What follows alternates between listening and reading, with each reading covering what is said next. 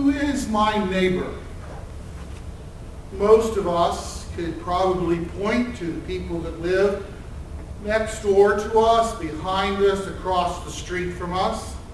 We've certainly had experiences with them. Back in 2004, when we had so many hurricanes that year, when we had damage to our roof, the neighbor from across the street came over and helped us document it. A few years ago, our next door neighbor to the north of us came knocking at Jean's bedroom window to wake us up to say, I need help.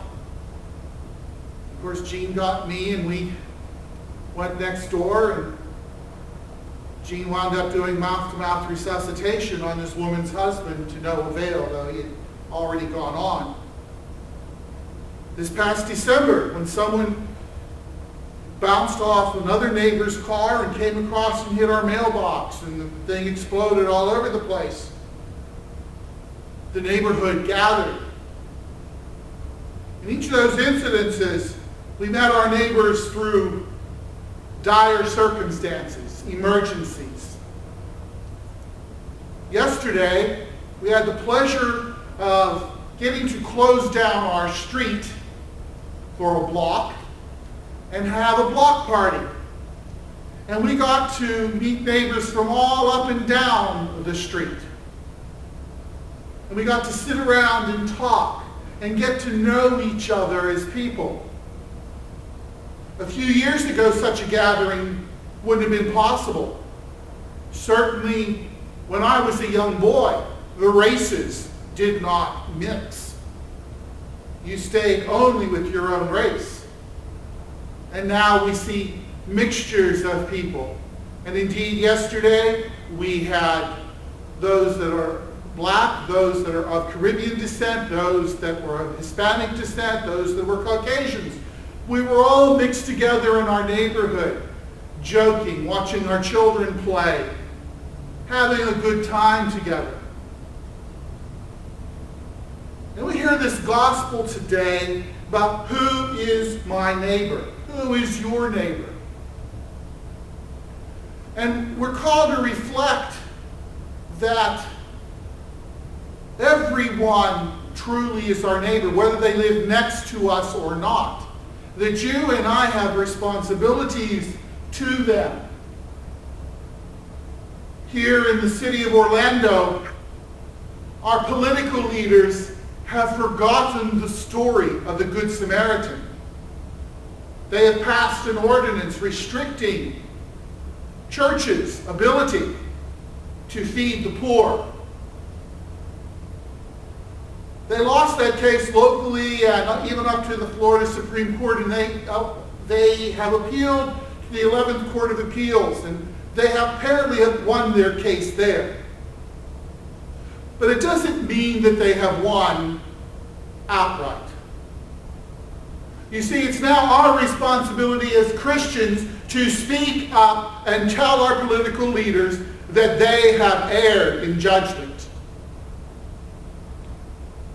You heard today in this gospel of the priest who went by on the other side of the road rather than take the time to care for the stranger. You heard about the Levite, a politician, a political leader, a governmental leader, also passed by because he didn't want to see what was there. And it took a Samaritan. A Samaritan. And you need to understand that in Jewish times, Samaritans were viewed much like 50 years ago, we viewed people of other races. We didn't want to associate with them, nor did good Jews want to associate with Samaritans because they had a competing temple to the one God.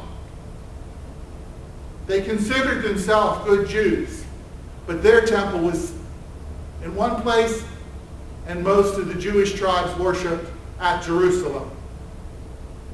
So you wouldn't expect this Samaritan to have pity on this Jewish guy laying here that had been beaten and robbed. And yet, he is the one that does so. He is the one that had compassion and mercy. In these economic times, the city beautiful isn't so beautiful. We've put our eggs all in tourism. We have not diversified our economy.